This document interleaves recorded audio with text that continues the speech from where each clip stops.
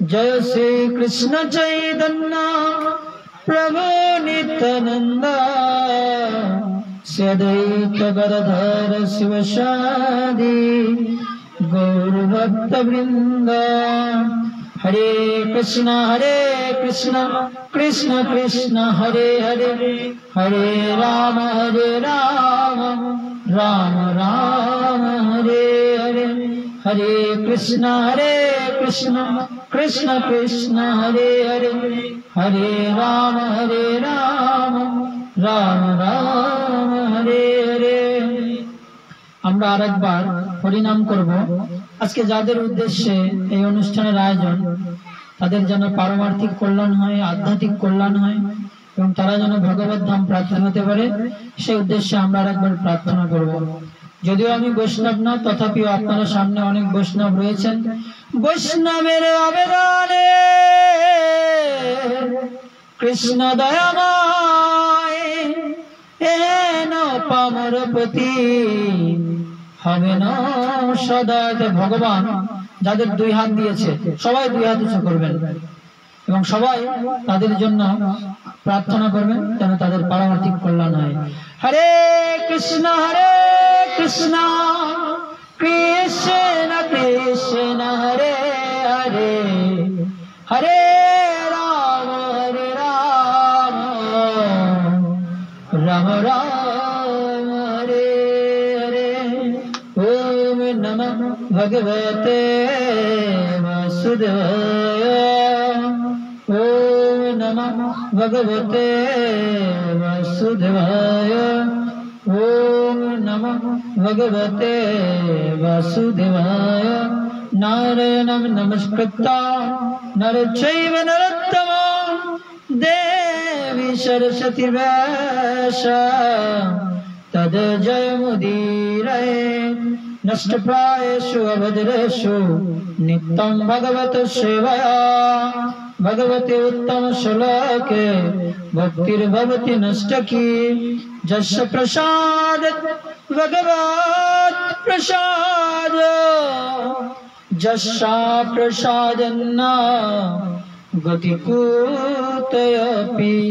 ধ্যয়স্তু বন্দস্তু যশাস্তি সন্ধ্যায় বন্দে গুরসি চরণারবিন্দ। হরে কৃষ্ণ। তো সর্বোপরি আমি আমার পরমারাধ্য গুরু মহারাজের রাতুল চরণ বন্দনা করি এবং তার অহৈতুকী কৃপা আশীর্বাদ ভিক্ষা করি। তদুপরি আমার পরম গুরুদেব শ্রীমৎ অভয় চরণারবিন্দ ভক্তি বেদান্ত স্বামী শিল প্রভুপাদের রাতুল চরণ বন্দনা করি এবং তার অহৈতুকী কৃপা আশীর্বাদ মস্তকে ধারণ করি। তদুপরি আমার যত শিক্ষা গুরু গুরু ভাই এবং আজকের এই মহতি ভাগবতী সন্ধ্যায় উপস্থিত দূর দূরান্ত থেকে আগত সমবেত গৌর ভক্তবৃন্দ, মাতৃমণ্ডলী, ভক্তি সজ্জন সবার রাতুল চরণ বন্দনা করি। বাঞ্ছা কল্পতরুশ্চ কৃপা সিন্ধুভ্যেব প্রতিদানং পবনেব বৈষ্ণবেব নমঃ। এমন কি লাগি আইলি ভবে, এমন কি লাগি আইলি ভবে। আর মনুষ্য আকার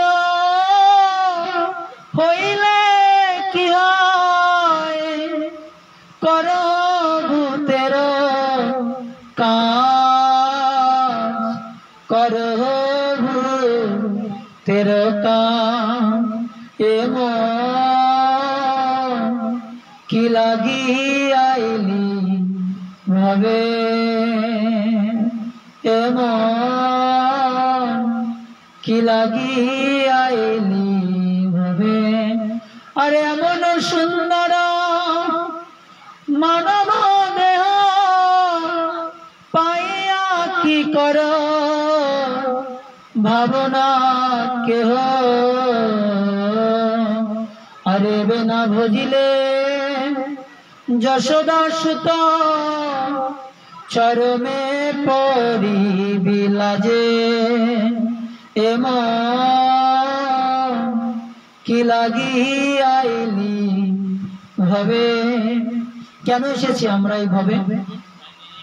শুধু কি আহার নিদ্রা ভয় মৈথুনের জন্য? এই সংসারে 20, 30, 50 বছর বেঁচে থাকার জন্য?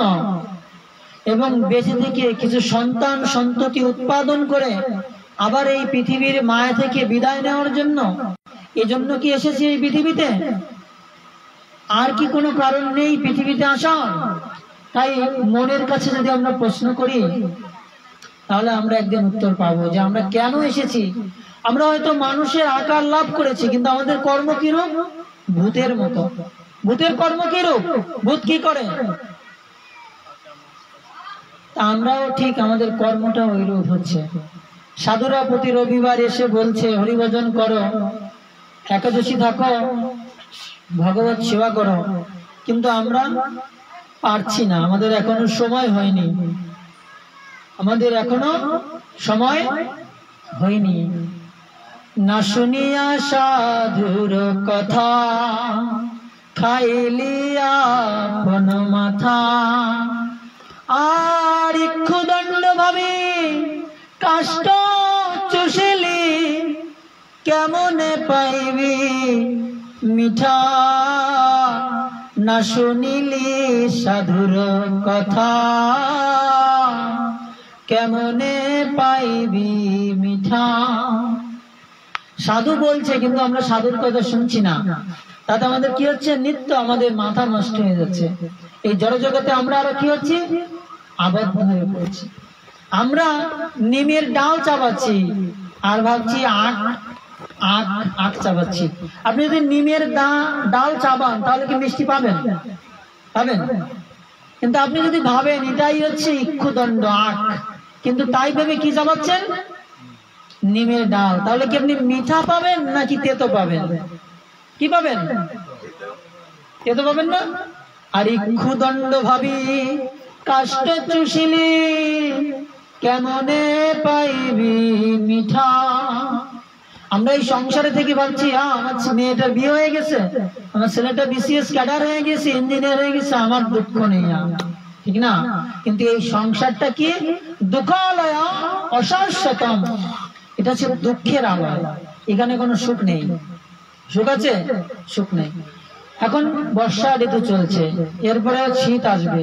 আমরা হচ্ছে আরে বর্ষাকাল গেলে বাঁচি, শীত আসলে অনেক আনন্দ হবে। যখন প্রচন্ড শীত হবে তোমরা দুষ কবে শীতকাল যাবে, কবে গরম আসবে, ঠিক না? এবার যখন গরম প্রথম প্রথম পড়বে খুব ভালো লাগবে, ওই ফাল্গুনি হাওয়া বসন্ত খুব ভালো লাগবে না? এরপরে যখন চৈত্র মাস আসবে তখন আরে গরম আর ভালো লাগে না, কবে যে বৃষ্টি আসবে, বর্ষা আসবে, ঠিক না? এই সংসারে সুখ নেই। সংসার কি? দুঃখালয় অশাশ্বতম। এখানে দুঃখের আলয়। আমাদেরকে ভগবান এখানে দুঃখ ভোগ করার জন্য পাঠিয়েছে, আর কোনো কারণ নেই। কিন্তু সেই দুঃখের মাঝে একটা জিনিস ভগবান দিয়েছে, সেটা যদি আমরা করি তাহলে কি হবে? আমরা সব দুঃখ থেকে মুক্তি পাবো। ইহা হইতে সর্বসিদ্ধি হইবে সবার, সর্বক্ষণ জপইয়া বিধি নাইয়া। কি শয়নে কি জাগরণে, অহর নিশি কৃষ্ণ চিন্ত আর বল বদনে। এই একটা জিনিস ভগবান দিয়েছে, যদি আমরা এটা করি তাহলে আমরা সুখী হতে পারবো। সেটা কি? হরে কৃষ্ণ কৃষ্ণ কৃষ্ণ হরে হরে, হরে রাম রাম রাম হরে হরে। যেটা নিত্য মা জপ করেন, মাও এই নাম জপ করেন, বাবাও করেন, বুঝেছেন? শুধু মা বাবা ছেলে পুলেরা করে না, মা করেন, বাবাও করেন। পঞ্চমুখে রাম নাম গান্তি পুরাণে, আর মাও এই নাম জপ করেন নহরি নিশি, বুঝেছেন? কিন্তু আমরা শুধু করি না। তাই মাকে যদি আমরা প্রসন্ন করতে চাই তাহলে মাকে ভগবানের ভোগ দিতে হবে, মাকে কৃষ্ণ নাম শোনাতে হবে, তাহলে মা কি হবে? প্রসন্ন হবে, বুঝেছেন? ভক্তিতে মুক্তি, একটা কথা আছে না? আপনাদের অনেক ভক্তি আছে, আমি প্রথমে এসেই বুঝতে পেরেছি যে আপনাদের মাঝে কি আছে? অনেক ভক্তি আছে, এটা দেখে আমার খুব ভালো লেগেছে। কিন্তু এই ভক্তিটাকে জাগাতে হবে। ছাই চাপা আগুন, ছাইয়ের নিচে দেখবেন কামার যারা কর্মকার তারা দাও লোহা বটি বানায় না, তাদের কয়লার নিচে কি থাকে? আগুন। সবসময় কিন্তু জ্বালানো থাকে। যখন ওটা জাতা দিয়ে হাওয়া দেওয়া হয় তখন কি হয়? ওই অগ্নিটা প্রজ্বলিত হয়, আর ওই অগ্নিতে এই লৌহখণ্ড পুড়ে কি হয়? রক্তিম বর্ণ ধারণ করে। তারপরে তার ইচ্ছা মতো তাকে আঘাত করে কি করে? একটা রূপ দান করে। তা আপনাদের ভিতরে সেই ভক্তিরূপী অগ্নি রয়েছে, সেটাকে জাগাতে হবে, জ্বালাতে হবে। আর সেই অগ্নিতে কাম, ক্রোধ, লোভ, মোহ, মাৎসর্য রূপী এই ষড়রূপকে কি করতে হবে? জ্বালাতে হবে। জ্বালিয়ে ওটাকে কি করতে হবে? লোহা খণ্ডের মতো নরম করতে হবে। এরপরে আপনি যেটা চাবেন ওই কাম, ক্রোধ, মোহ, লোভ, মাৎসর্য সেটাই করবে। ঠিক সেই রকম রূপ ধারণ করবে। যেমন ওই কর্মকারের হাতুড়ির বাড়িতে কি হয়? ওই লোহখণ্ড বিভিন্ন রূপ ধারণ করে না? ঠিক আপনারাও করতে পারবেন যেমনটি চাইবেন। তাই আমাদের ভক্তিকে কি করতে হবে? জাগাতে হবে। ভক্তি হচ্ছে কি? অহৈতুকী অপ্রতিহতা। এই ভক্তি কখনো বেড়ে যাবে না। দেশের এই অবস্থা, সাধুরা বসে আছে, আপনারা হয়তো অনেকে গলার মালা খুলে ফেলেছেন, অনেক মায়েরা শাখা খুলে ফেলেছেন, সিঁদুর দিচ্ছে না, কিন্তু সাধুরা কি কিছু খুলেছে?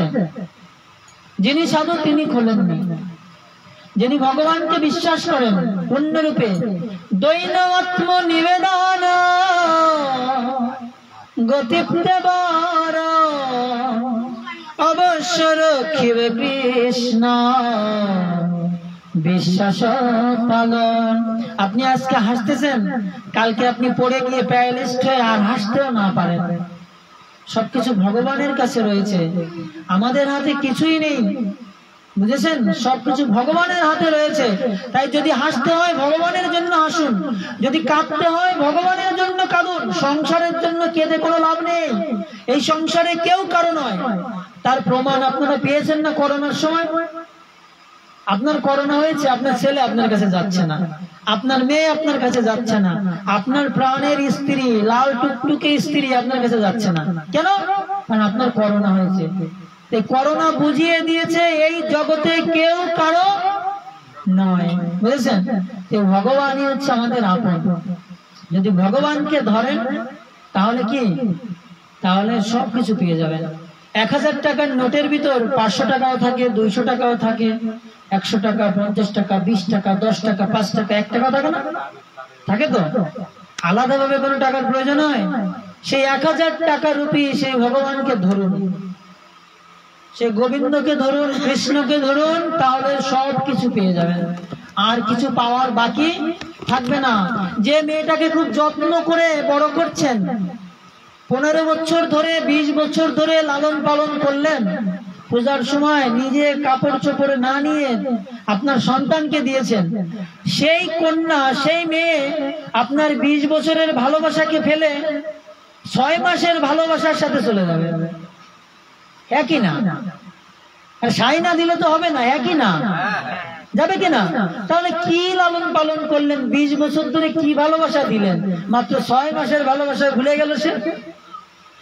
এই সংসার কি? অশাশ্বতা, দুঃখালয়।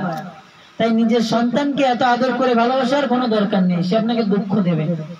যে ছেলেটাকে অনেক আদর করে বড় করেছেন, ডাক্তার করেছেন, ইঞ্জিনিয়ার বা বড় IABA পাস করেছেন, বৃদ্ধ বেলায় আমাকে খাওয়াবে, সে কি করবে? আর একটা মেয়ের সাথে বাসা ভাড়া করে খুলনাতে থাকবে, ফকিরহাটে থাকবে, বাগেরহাট থাকবে, কিন্তু আপনার ঘরে থাকবে না। আপনার ঘরে যদি থাকে ওই মাটির বিগ্রহ থাকবে, ওই ধাতুর বিগ্রহ থাকবে, ওই পাথরের বিগ্রহ থাকবে।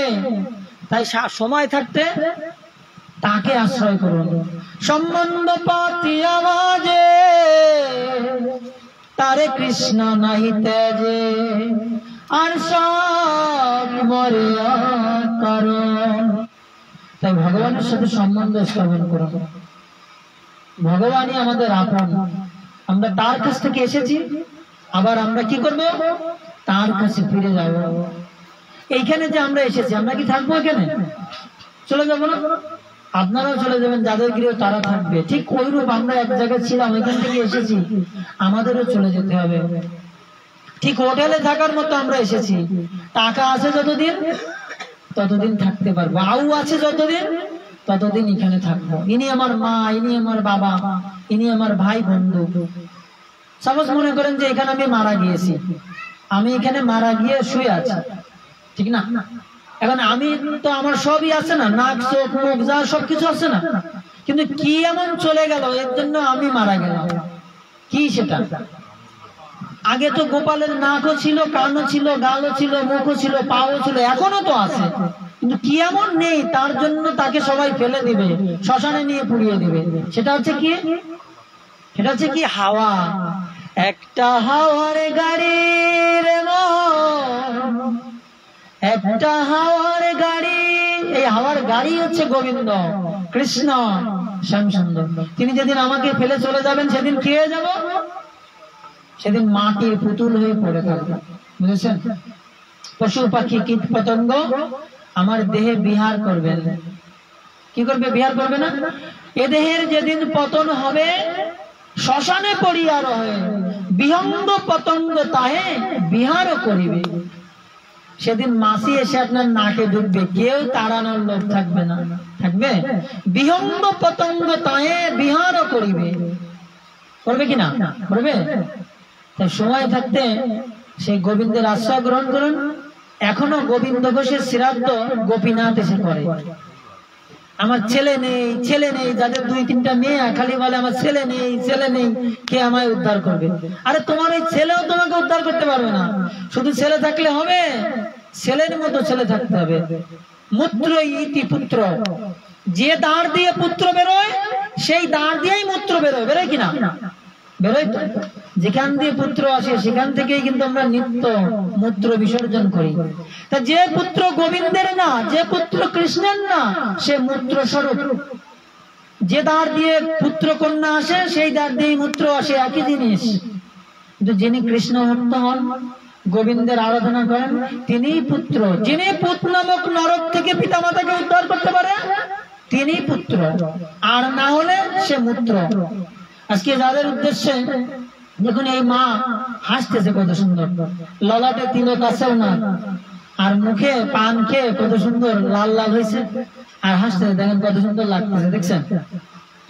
ইনাদের যদি আমরা উদ্ধার করতে না পারি, তাহলে আমি পুত্র নয়, আমি কি? আমি মূত্র। পুত্র ইতি মূত্র। কারণ কি? ওই একই দ্বার দিয়ে আমি এসেছি।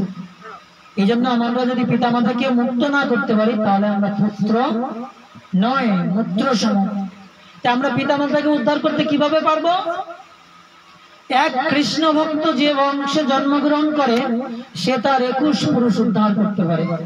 পিতৃকুল 14 কুল আর মাতৃকুল 7ম কুল, এই 21 কুল সে কি করতে পারে? কি করতে পারে? উদ্ধার করতে পারে। এত শক্তি তার কৃষ্ণ ভক্তের, বুঝেছেন? এই জন্য আপনাদের ভিতরে অনেক ভক্তি আছে, যেটা আমি এসেই এখানে বুঝতে পেরেছি। তাই আমি চাই আপনাদের এই ভক্তি জাগরিত হোক। ভক্তি যদি না জাগে, তাহলে আমরা কি মুক্তি লাভ করতে পারবো না। তাই আমাদের এই ভক্তিকে জাগাতে হবে। আর এই ভক্তি কিভাবে জাগবে? শ্রবণ কীর্তন জলে করহ সিঞ্চন। একটা বৃক্ষ যখন আপনি লাগালেন, তাকে কি করতে হবে? জল দিতে হবে না? জল না দিলে তো মারা যাবে। তাই আমরা যদি ভক্তিকে জাগাতে চাই, তাহলে আমাদের কি করতে হবে? শ্রবণ কীর্তন জলে করহ সিঞ্চন। নিত্য শ্রবণ কীর্তন জলে আমাদের কি করতে হবে? আমাদের এই ভক্তিকে জাগাতে হবে। যদি আমরা নিত্য শ্রবণ করি, কীর্তন করি, তাহলে কি হবে? আমরা জাগতে পারবো। তো এক গ্রামে একজন বৃদ্ধ বাবা ছিলেন, ঠিক আছে? বৃদ্ধ হয়নি এখনো। এখন ওই তার গৃহে তার গুরুদেব আসেন, বছরে একবার আসেন। এসে বলছে, বাবা তুই তো এখন স্বয়ং সম্পূর্ণ, তোর ছেলে আছে, মেয়ে আছে, তারা দায়িত্ব নিয়েছে সংসারে, এখন তুই আমার সঙ্গে আমার মন্দিরে চল, হরিভজন করবি। আর তো সময় নেই, বেলা তো বয়ে যায়, এখনো কি তোর বাসনায় আগুন দেওয়ার সময় হয়নি? তখন বলছে বাবা কি বলবো, সবে মাত্র ছেলেটা চাকরি পেয়েছে, একটা বিয়ে দিই, তারপরে আমি মঠে চলে যাব। আচ্ছা ঠিক আছে। এখন আবার পরবর্তী বছর এসেছে, ছেলের বিয়ে দিয়েছে। বলছে বাবা তাহলে এখন চল, এখন তো ছেলের বিয়ে হয়েছে, পুতির বউ এসেছে, পুতির বউয়ের হাতের ভাত খেয়েছিস নাকি ঝাঁটা খেয়েছিস? তা যাই খাস চল এখন। বলছে বাবা যেতে তো হয়, সব তো বুঝি, বুঝেও বাবা পারি না। হরি হরি বিফল জনম গোয়াইন, মনুষ্য জনম পায়া রাধা কৃষ্ণ নবজিয়া, জানিয়া শুনিয়া বিষ খাইনু। আমি জানি এটা করা উচিত, তারপর আমি করছি না। আচ্ছা যে বিষ খায় সে কি জেনে খায় এটা বিষ নাকি না জেনে খায়? হ্যাঁ কি না? যে বিষ খায় সে কিন্তু জানে যে বোতলে বিষটা আছে, ঠিক না? আন্দাজে তো খায় না। তাহলে যে জানিয়া শুনিয়া বিষ খাইনু। আমরা সবাই জানি আমরা মনুষ্য জন্ম পেয়েছি, দুর্লভ দেহ, আমাদের হরিভজন করা উচিত, সাধু সঙ্গ করা উচিত, তা আমরা করছি না, ঠিক না?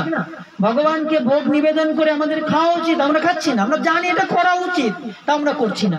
জানিয়া শুনিয়া বিষ খাই না।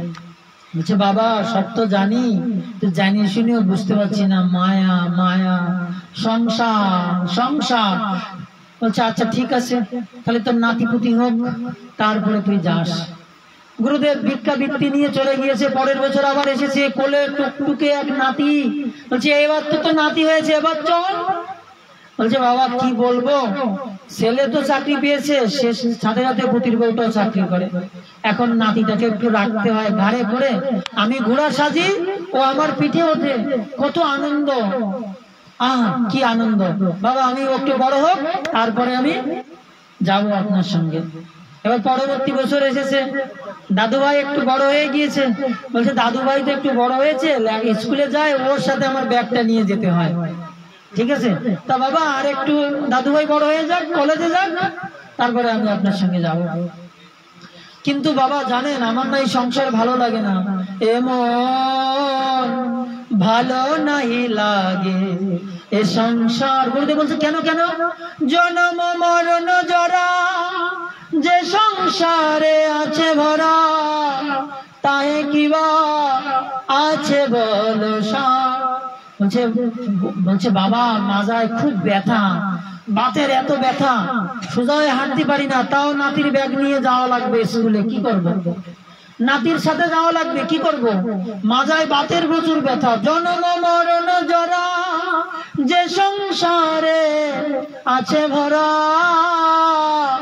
তাই কিবা আছে বলো সার। তা তোমার কি আছে সংসারে, চলো এখন। বলছে বাবা তুমি তো সংসার করো নাই, তুমি তো কি বুঝবা, ডালির মজা তলে, বুঝলে? ডালির মজা কোথায়? তলে। বলছে বাবা আর কিছুদিন পরে যাবো, আর একটু বড় হয়ে যাক। এবার নাতিপুতি বড় হয়ে গিয়েছে, ঠিক আছে? এবার বাবা আগে ঘুমাতো ঘরে, এবার বাবাকে বলছে বাবা তোমার নাতি তো বড় হয়ে গেছে, এখন তুমি একটু বারান্দায় আসো। ছিল কোথায়? বাবা ছিল ঘরে, এখন পুতির বউ আসছে, তাও ঘরে ছিল, কিন্তু এবার নাতিপুতি বড় হয়ে গেছে। এবার বাবাকে বলছে বাবা এবার তুমি একটু বারান্দায় আসো, বারান্দায় এসে এখানে তুমি থাকো। বাবা আর নড়তে পারে না, মাজার ব্যথা, শুধু কাতরায়, দাদু ভাই একটু জল দে, এরকম করে। গুরুদেব এসেছে, গুরুদেবকে দেখে চোখ দিয়ে নয়ন ধারা ঝরছে, কিছু বলতে পারছে না। বলছে কি অবস্থা যোগে, তোর যোগ সিদ্ধি কি লাভ হয়েছে? সংসারে কি কিছু পেয়েছিস? এখন চল। বলছে বাবা আর হবে না, এই জন্মে আর হবে না, এ মন ভালো নাই লাগে এ সংসার। বাবা আর হবে না, যে কটা দিন আছি এই বারান্দায় থাকবো, এই খাটে, আর নাতিপুতিদের দুই চোখের দেখা দেখে এই পৃথিবী থেকে চলে যেতে চাই, আর হবে না, আর এই জন্মে হবে না। বাবা আমি এতদিন ধরে একটা শিক্ষা পেয়েছি, যা করতে হবে ছোট বয়সে করতে হবে। ধ্রুব প্রহ্লাদ কি করেছে? 5 বছর বয়সে ভগবানকে লাভ করেছে। করেছে কিনা? তা আমাকে ছোট বয়সে যা করার করতে হবে, এই জন্মে আমারা হবে না। আমি ভুল করেছি, এই ভুল কি ভগবান আমাকে ক্ষমা করবেন? গুরুদেব বলছে হ্যাঁ, ভগবান ক্ষমা করবেন যদি ভগবানকে তুমি ডাকার মতো ডাকতে পারো। ভগবান সবাইকে ক্ষমা করেন, ভগবান কোনো বাদ বিচার করেন না। অন্তিমে সব অসার ভেবে এলাম তোমার দ্বারে, অন্তিমে আর কোনো পথ না দেখে এখন ভগবানের কাছে এসেছি। আমরা প্রথম ভালো ভালো ডাক্তার দেখাই, প্রথম যাই ফকিরহাট, তারপরে যাই বাগেরহাট, তারপরে যাই খুলনা, তারপরে যাই ঢাকা, না হলে যাই বেলুর, তারপরে যাই টেলুর, টেলুর না হলে এবার বাড়ি পাঠায় দেয়। ডাক্তার বলে ভালো মন্দ খাও, আর বেশি দিন যায় না। এবার বাড়ি এসে এবার ভগবানের প্রতি এত ভক্তি জন্মে যে ভগবান ছাড়া আর কেউ নেই, হে গোবিন্দ তুমি আমায় বাঁচাও, সবকিছু ফেলে এখন তোমার কাছে এসেছি। ডাক্তার কবিরাজ দেখায় দেখায় এখন ভগবানের কাছে, তাও ভগবান বলছে তাও তুমি আসো, অন্তিমে সব অসার ভেবে এলাম তোমার দ্বারে, তাও আসো তুমি, তাও আমি তোমাকে মুক্তি দেব। আমি অজমিলকে দিয়েছিলাম, নারায়ণ নারায়ণ বলে ডেকেছিল অজমিল, আমাকে ডাকিনি। কাকে ডেকেছিল? তার পুত্রকে ডেকেছিল। তারপরেও তাকে আমি কি গতি প্রদান করেছি। কেন? কারণ আমার থেকে আমার নামে আমি সব শক্তি দিয়ে দিয়েছি। তাই সে যে যেভাবেই ডাকুক না কেন আমি তাকে কৃপা করবই। ভগবান ভক্তি দেখে, ভগবান যাগ যজ্ঞ আড়ম্বর দেখে না, ভগবান ভাবগ্রাহী জনার্দন। তাই তো ভগবান সর্বরী মাতার উচ্ছিষ্ট ফল খেয়েছিল। খেয়েছিল না? খেয়েছিল। আমি যদি আপনাকে একটা ফল কামড় দিয়ে দিই, আপনাদের খেতে কি ভালো লাগবে? ঘৃণা লাগবে? লাগবে তো। আর ভগবান সেই সবরীর উচ্ছিষ্ট ফল, তাই একদিনের ফল না, বুঝেছেন? 48 বছর ধরে রেখেছে জোগাড় করে করে মিষ্টি ফল। কোনটা ফল থেকে গাছ হয়ে গিয়েছে, কোনটা ফল পচে গিয়েছে, কোনটা অর্ধেক পচে গিয়েছে, কোনটা কিছুটা ভালো আছে। সেই ফল ভগবানকে তুলে দিচ্ছে। কাকে? রামকে। আর ভগবান ফলের দিকে তাকাচ্ছে না, মায়ের মুখের দিকে তাকাচ্ছে, নয়নের দিকে তাকাচ্ছে, যে আমার ভক্ত আমাকে কিভাবে খেতে দিচ্ছে, ভক্তিতে দিচ্ছে নাকি অভিমানে দিচ্ছে। ভগবান দেখছেও না আমার ভক্ত আমাকে কি খেতে দিচ্ছে, ভগবান খেয়ে নিচ্ছে। বুঝেছেন? ভাবগ্রাহী জনার্দন। ভগবান কৃষ্ণ এসেছিল বিদুরের গৃহে, বিদুরের স্ত্রী দেখছে গোবিন্দ আসতেছে, কোথায় বসতে দেবে, একটা টুল আছে তাও উল্টো ভাবে বসতে দিয়েছে। বুঝেছেন? ভগবান বসে পড়েছে ওটার উপর। ভাবগ্রাহী জনার্দন। ঘরে কি আছে এখনো রান্না হয়নি, খুদ আর শাক রান্না করতেছে। কি আছে? একটা কলা আছে, ভগবানকে কলা খেতে দিচ্ছে। কলাটা ছুলে কলা ফেলে দিয়ে ছোবলাটা দিচ্ছে, আর গোবিন্দ প্রেম ভক্তি সহকারে কি করছে? সেই ছোলা গ্রহণ করছে। জয় জয় নিতাই গৌর প্রেমানন্দে হরি বল। তাই এটা হচ্ছে আমার গোবিন্দ, বুঝেছেন? কিন্তু এই সংসারে আমার গোবিন্দকে দেওয়ার আমার কিছু আছে? এই সংসারে গোবিন্দকে দেওয়ার কি আমার কিছু আছে? কিচ্ছু নেই। আমি কিছু নিয়ে আসিনি, আর কিছু নিয়ে যেতেও পারবো না। যা নিয়েছি গোবিন্দের থেকেই নিয়েছি। আর কি দেব গোবিন্দকে?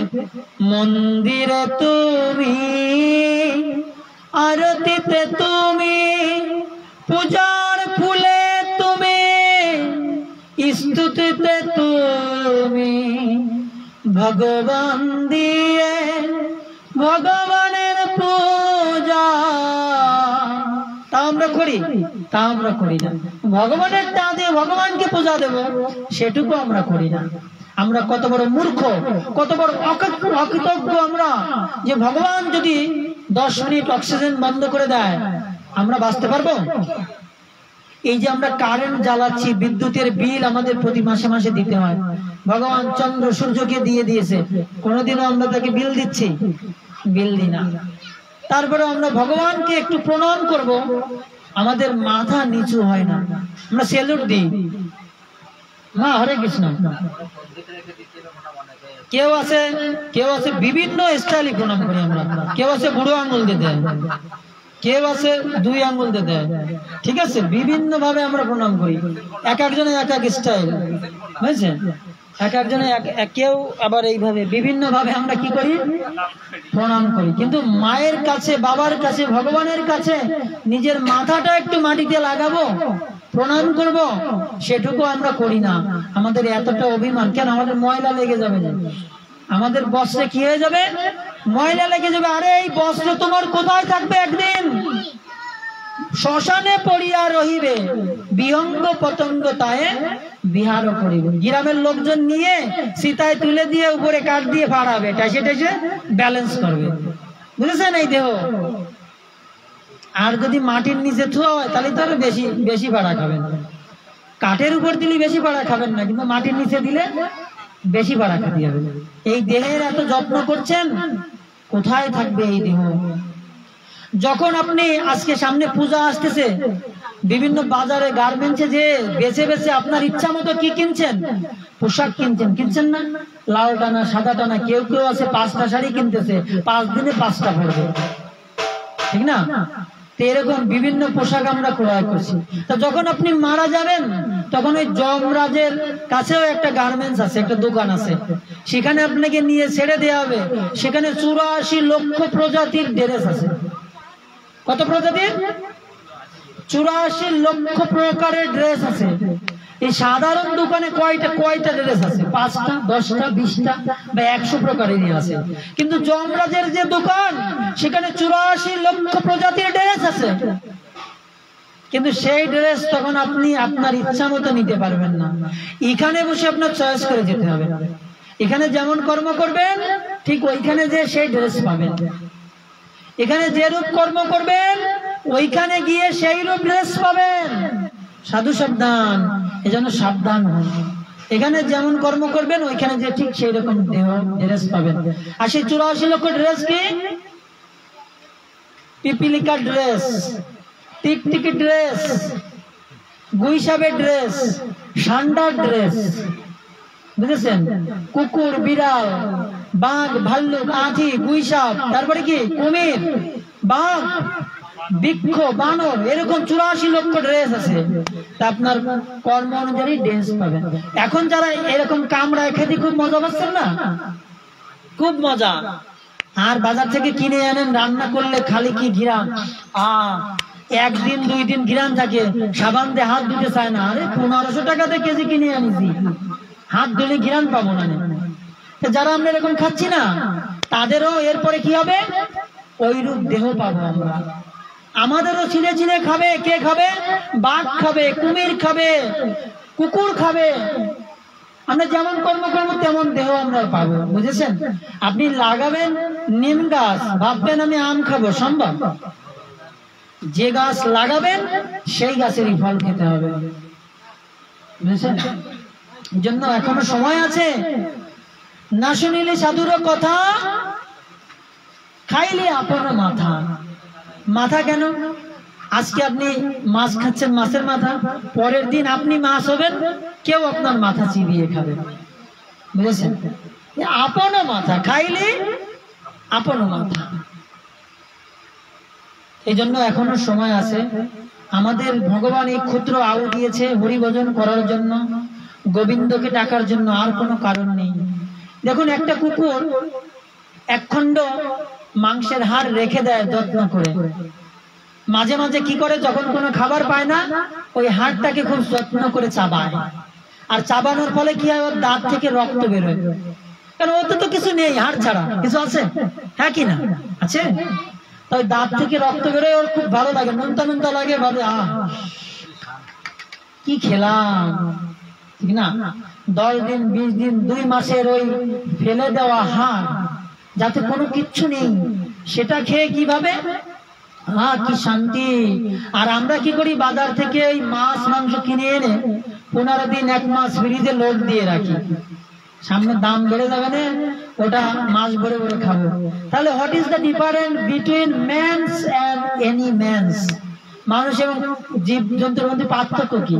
ও 1 মাস 2 মাসের পুরানো হাড় চাবাচ্ছে, আর আমরাও ফ্রিজে রেখে 1-2 মাস পরে ওটা বের করে খুব মশলা দিয়ে রান্না